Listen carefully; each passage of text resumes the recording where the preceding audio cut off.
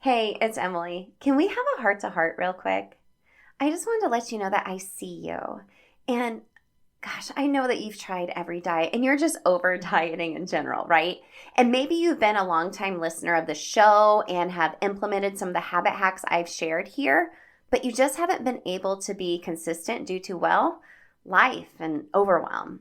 It's not your fault your habits haven't been sticking for you. You just need to do them differently.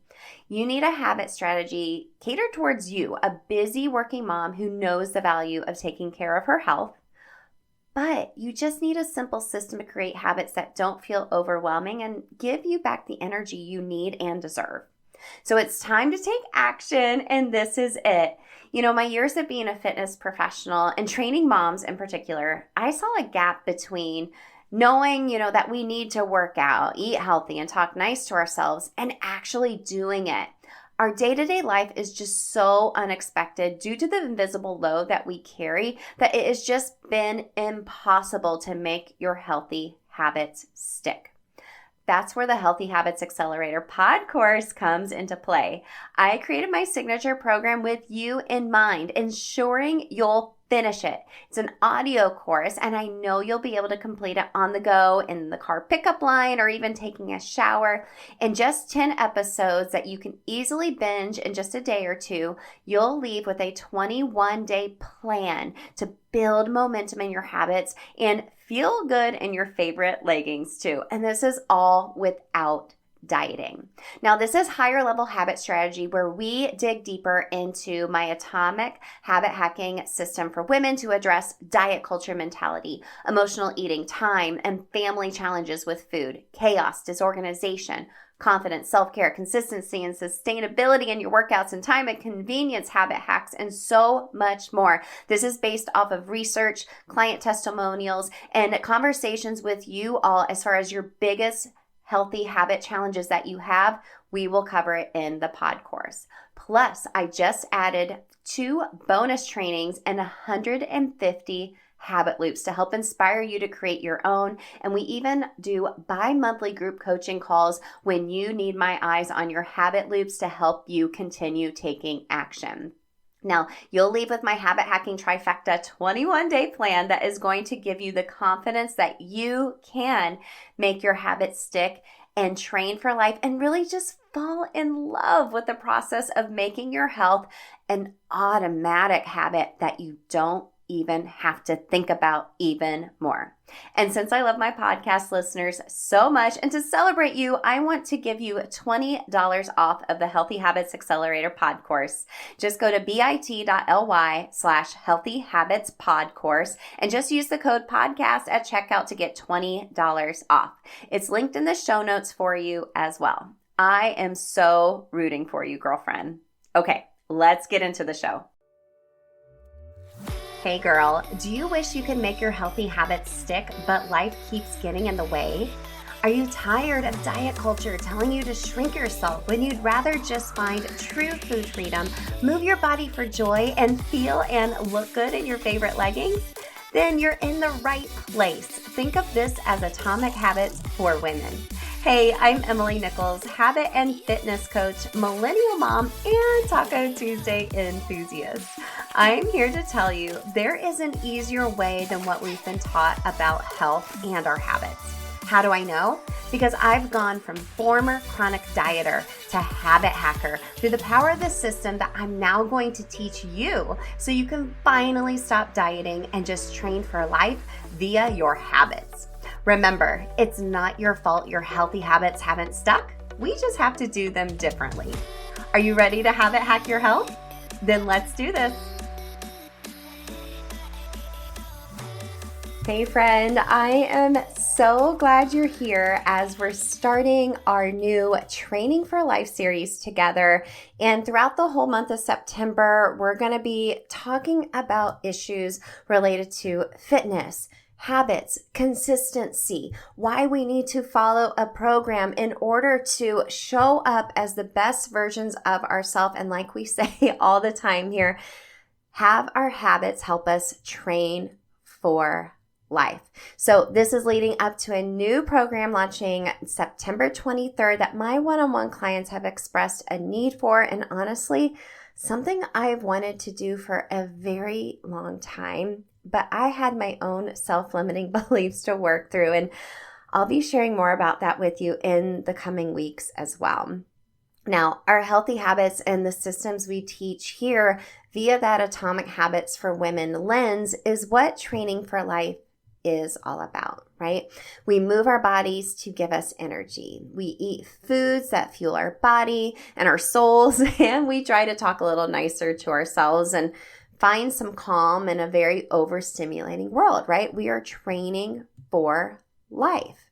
We use the habit strategies we learn here to help us take action, to remove that decision fatigue, all of that clutter in our minds in order to become a person with healthy habits that just lives this lifestyle. It's no longer dieting. You're just training for life, living a lifestyle, right? Right. Easier said than done though, right? And I think this is because of what we have been taught in regards to diet, exercise, and honestly, some very unrealistic and rather unhealthy lifestyles that we've been exposed to our whole lives. So if you're an elder millennial, Gen Xer like me, modern mom, wherever you fall on that spectrum, my girlfriends and I were just having a conversation about this. I was born in 81, and if you Google it, I'm an elder millennial, but my husband was born in 80. He's a Gen Xer. I kind of go back and forth, right? But we grew up with some messed up views of what health looks like, right? Kate Moss, Snackwell cookies, Weight Watchers, the Atkins diet, those Slim Fast shakes that you would drink in the morning before you went to school. And oh my gosh, just even talking about those Slim Fast shakes, I can taste that metal can as you're drinking, that metallic taste whenever you drank those shakes. I remember my mom working out at Ladies Only, or me being a cardio queen and the long lines at the SRSC at IU where I went to college for the elliptical and the treadmills at the gym. I've shared before how I used to hang Victoria's Secret catalog and Abercrombie catalog bikini shots of these models on my sorority door as inspo pics for spring break, right? Gosh, like what about what you saw growing up? Maybe it was what your mom was doing, which, you know, I know like my mom, she was just trying to do her best and she was following the current trends. And, you know, I'm still trying to convince her in her early 70s to lift weights and eat more protein, right? What were you exposed to as a kid? Or maybe someone said something to you as a child that has stuck with you. I remember we went to Florida, St. Pete Beach, every summer as a family, and I had a great aunt and uncle that lived down in Florida, and we would always go visit them. Well, my great uncle told me when I was probably around 11 or 12, I remember we were sitting there, and I had little shorts on, and we were fishing, and he looked at me, and he was like, "Emily, look at your big thighs." I mean, I guess who still believes that? This girl, I am pointing at myself with two thumbs. This girl still is very insecure about her thighs. Even though I'm lifting all the time, I'm building quads, getting my hamstrings stronger, lifting my booty. I'm still very insecure about it, right? And it's because of what great Uncle Kenny told me years ago. So we all have a diet culture origin story, right? I think it's important for you to truly train for life and unravel this. In order to train for life, you're going to have to unravel this, right? So here are a few key points that I researched for this episode that maybe influence what you believe health looks like as well. At the end, I'm going to give you a few prompts to help you unravel your own diet culture origin story, and also for you to finally find consistency with your healthy habits once you unravel this story that you've been told or soaked in over the years, really. So let's talk about it. So there's been a lot of media and like pop culture influence, right? So think back to like the 80s and 90s. It was like rampant at that time, right? The rise of fitness and diet fads, including like low fat, aerobics, diet pills, weight loss supplements, that at an early age began shaping your perceptions, right? Celebrities, magazines, media personalities who promoted these trends contributed significantly to what we see as diet culture. What about television and advertising, right? Television shows, magazines, ads consistently promoted like the ideal body image that often was really showing slimness and dieting as paths to success and happiness. Like I remember Oprah always talking about this diet or that diet, or when she pulled out that big wagon of fat, right? Or, looking at magazines. I remember Lindsay Lohan and Nicole Richie and Paris Hilton just like, bless their hearts, skin and bones, and them just being like, this is skinny. Or when Jessica Simpson gained a little weight and they just went after her and she was just a normal sized girl. Like, this is what we grew up seeing, right? Or what about just health and wellness trends, right? The 90s saw a growing focus on health and fitness, very specifically weight loss being tied to your physical and mental health, right? There was such a big popularity of diet books, weight loss programs, fitness trends. It reinforced the notion that weight control was crucial to your well-being. I remember my mom had diet books, and I remember as young as junior high picking them up and reading them to help probably get my thighs skinnier at the time, right? Okay, well, early 2000s. The internet, social media, oh my gosh, it just amplified diet culture. So it became like a breeding ground for diet trends like fitness, and I'm saying this in air quotes, fitness influencers and body image ideals. And it just became so overwhelming. Like this person's doing this person's doing that, this before, this after. So many influencers showing you their healthy eating habits or what I eat in a day, and they're barely eating anything. But you're like, gosh, but they look so good. That's maybe what I need to do as well, right? Or even the perception of beauty, right? We often, online, it was just glorified thinness and dieting, and that your beauty and self-worth is tied up in how much you can shrink yourself and being pressured to just really conform to unrealistic body standards, if I'm going to be honest with you. We're seeing a lot more like now, new dieting trends like low carb again, juice cleanses, intermittent fasting, keto, Whole30. I even used to be a Whole30 coach, which I think is great for food sensitivities and realizing your habits around food. But honestly, I was abusing it as a diet because I lost 10 pounds the first time I did it.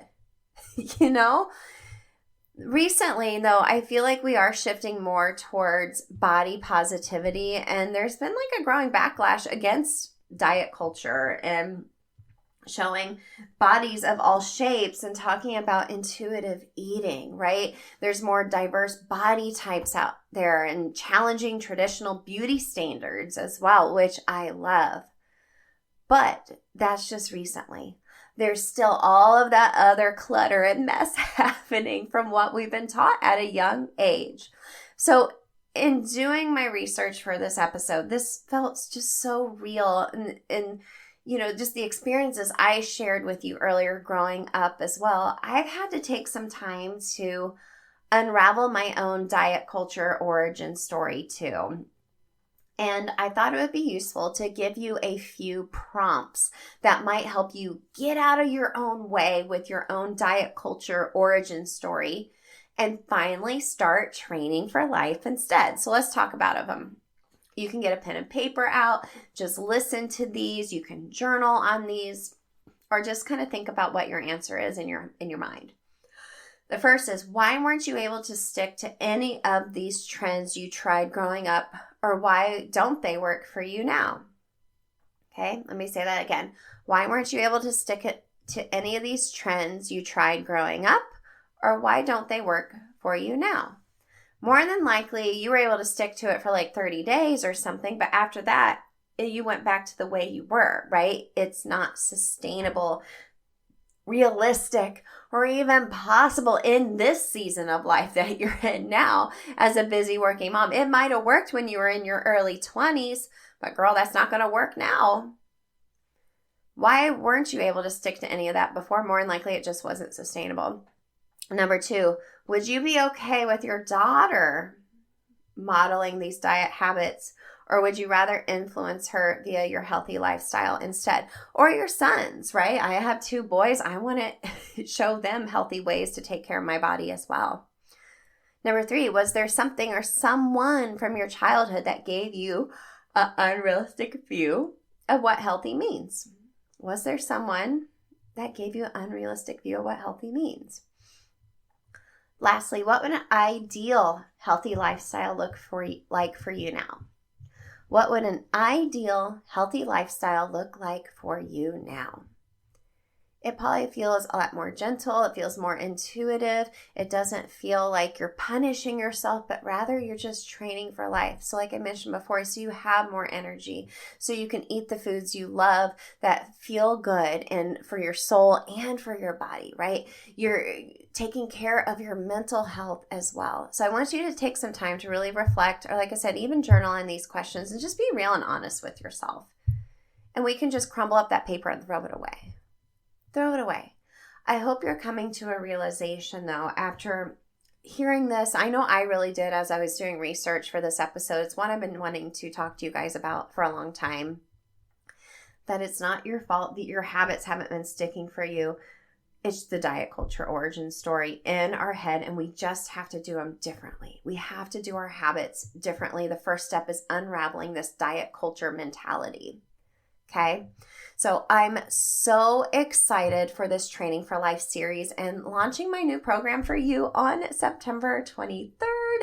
Over the next few weeks, we'll be chatting more about consistency, why your habits have been the hardest to stick with, body image, and what does habit-based fitness mean. I can't wait to share more and connect with you all over the next couple of weeks. You got this, girl. Let's keep training for life.